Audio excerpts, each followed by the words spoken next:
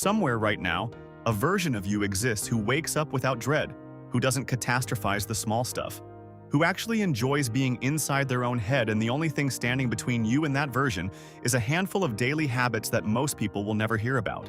Your brain's entire architecture was shaped by one relentless priority: survival. Not joy, not contentment, not fulfillment, just staying alive long enough to see tomorrow. And the people who passed their genes down to you were not the ones who relaxed and assumed everything would be fine.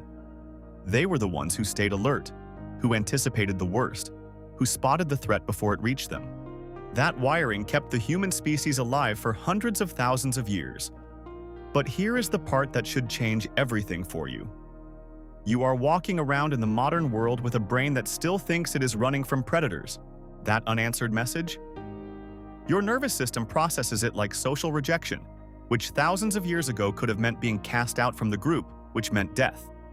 That small mistake at work? Your brain treats it with the same emotional intensity as a genuine threat to your survival. Someone else's success. Your mind interprets it as a signal that you are falling behind in some ancient competition. Same biological hardware, completely different world. And because none of this runs consciously, most people spend years assuming something is deeply wrong with them. They feel anxious without knowing why. They replay old conversations at 2 in the morning. They sit in perfectly fine moments and still feel like something is missing. That is not a character flaw. That is an outdated operating system running in a world it was never designed for. But here is what makes this genuinely exciting rather than depressing. Your brain is not locked. It is not finished. It does not stop changing when you hit adulthood. Scientists call this neuroplasticity. And what it means in practical terms is that your brain physically rewires itself based on what you repeatedly think, feel, and do. The pathways you use the most grow stronger. The ones you stop using gradually weaken. Which means the spiraling thoughts, the chronic worry, the emotional heaviness you carry, these are not permanent features of your personality. They are patterns that have been practiced. And anything that has been practiced can be replaced by practicing something different. That is the entire premise of what we are about to explore together. 10 habits that teach your brain a new way to operate. Not quick fixes, not motivational tricks. Actual neurological reprogramming through daily repetition. Habit 1 is breaking the spiral the moment it starts. Your brain does not begin every anxious episode with a full-blown crisis. It starts with one small trigger, one thought, one uncomfortable feeling, and then it snowballs. The reason it escalates so quickly is that the pathways connected to that pattern are deeply worn from years of repetition. Neurons that activate together repeatedly form stronger and stronger connections, so the spiral becomes almost automatic. The shift you need to make is not eliminating negative thoughts entirely, because that is genuinely impossible. The shift is catching the spiral early and interrupting it before it gains full momentum. The moment you notice your mind beginning to loop, redirect your attention to something physical and immediate. The texture of the surface your hand is resting on, the specific sounds in the room right now, your breath moving in and out. Not because it magically solves the problem, but because your attention is the tool through which your brain rewires itself. Where attention goes consistently, neural pathways grow. Every interruption is a tiny vote for a different version of your brain. Habit 2 is slowing down inside good moments. Here is something that most people never realize about their own minds. Negative experiences embed themselves in memory automatically and deeply, while positive experiences tend to pass right through without leaving much of an impression at all. This is not an accident. The brain evolved to learn from danger far more urgently than it learned from pleasure. But in modern life, this creates a lopsided inner world where you can experience 10 genuinely wonderful things in a day and still feel vaguely unsatisfied because only the one frustrating thing left a real mark. The solution is not to manufacture false positivity. It is simply to linger deliberately inside good moments. When something feels even slightly warm, peaceful, funny, or satisfying, pause inside it for a few extra breaths rather than immediately rushing toward the next thing. The longer you hold an emotional experience consciously, the more deeply it encodes. Over time, your brain begins building a richer internal library of good, and that library starts shifting your baseline. Habit 3 is creating genuine mental quiet. Think about how most modern days actually begin. Eyes open, phone immediately in hand, and within 60 seconds the mind is flooded with other people's opinions, urgent notifications, comparison-triggering content, and information it never asked for. Your brain was built to process the immediate physical environment around you, not an infinite stream of curated digital stimulation available 24 hours a day. When you consume that much noise without interruption, mental exhaustion accumulates in ways that feel like anxiety or emptiness, even when your life circumstances are actually fine.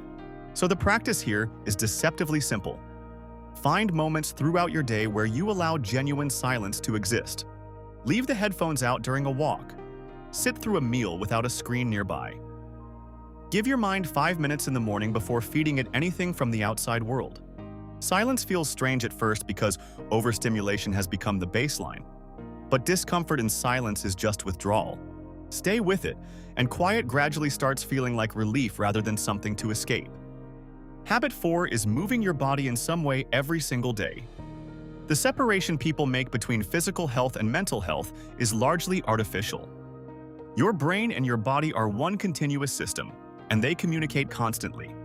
When you stay sedentary for too long, stress hormones that were designed to fuel physical action have nowhere to go and they accumulate. Movement signals your nervous system that the threat has passed. It releases tension that was stored physically. It shifts your neurochemistry in ways that directly influence mood, focus, and emotional resilience. And the most important thing about this habit is that it does not require intensity. It does not require a gym membership or a perfect workout schedule. A 20-minute walk works. Stretching in your living room works. Dancing alone in your kitchen counts. The threshold is simply movement. Because emotion and physical state are deeply linked, and sometimes a thought that feels unsolvable while you are sitting still dissolves entirely once your body is in motion. Habit 5 is allowing yourself to genuinely rest without the guilt that usually rides alongside it. A remarkable number of people are physically resting while mentally punishing themselves for doing so. They sit down and immediately feel behind. They lie in bed and run mental calculations about everything they should be doing instead, which means the nervous system never actually disengages. It stays in a low-grade state of activation that prevents the brain from doing the repair and recovery work it desperately needs. Rest is not a reward you earn once everything is finished. It is a biological requirement. Sleep is when your brain consolidates learning and regulates emotional responses. Breaks during the day restore focus and decision-making quality. Stillness is not laziness. It is literally how your mind processes everything it has taken in and prepares itself to function again. When you let yourself rest without attaching shame to it, you are not slowing down. You are making everything else you do more effective. Habit 6 is bringing play back into your life without turning it into another performance. Adults have a habit of making everything functional. Hobbies get monetized. Leisure becomes optimized. Even relaxation starts coming with metrics. And gradually life loses a certain quality of lightness that children seem to have naturally. Not because children have easier lives, but because they engage with things for the pure experience of it rather than for what it produces. Play activates very specific brain states that combine presence, engagement, and genuine enjoyment in a way that almost nothing else does. These states are neurologically restorative. They are the opposite of the grinding pressure that most adult brains live under daily. So think about what you actually enjoyed before adult life added weight to everything. Music, art, games, physical activities, creative building, laughter with people you love. Whatever it was, find a way to bring even a small amount of it back. Not to master it, not to share it online, just because your brain needs experiences that feel genuinely alive. Habit 7 is paying close attention to the language you use inside your own head. Your internal monologue is not just a passive reflection of how you feel. It actively shapes how you feel, because your brain responds to repeated language patterns as if they are factual reports about reality. When you tell yourself regularly that you are always messing things up, or that you are falling behind, or that things never work out for you, you are not being honest, you are being repetitive. And repetition is how beliefs form. The goal here is not toxic positivity, not pretending everything is fine when it clearly is not. The goal is accuracy. When something is difficult, you can acknowledge that it is difficult right now without narrating it as permanent and total. Shifting from "I always fail at this" to I am finding this challenging and I am still learning sounds small. But because your brain encodes repeated linguistic patterns as identity, these small shifts accumulate into genuinely different self-perception over months. Habit 8 is treating your attention as the finite and incredibly valuable resource it actually is. Everything you give sustained attention to shapes the way your brain models the world. If your attention is captured daily by content designed to trigger outrage, comparison, fear, and inadequacy, those emotional states become your default setting. It is not that you are weak-minded. It is that your brain literally becomes calibrated around what it most frequently processes. So start noticing what you feel after consuming different content, spending time with different people, engaging with different environments. Some things drain you in ways that linger. Others leave you feeling more grounded. Your attention is not neutral. It is the raw material your brain uses to build your inner world. Guard it accordingly. Habit 9 is practicing presence as a skill you actively build rather than a state that just happens to you. The vast majority of mental suffering exists not in actual present moment experience, but in stories about the past and projections into imagined futures. Regret, shame, anxiety, dread, these all require your mind to travel away from right now. The present moment, examined directly without the narrative layered on top, is almost always more manageable than what the mind does with it.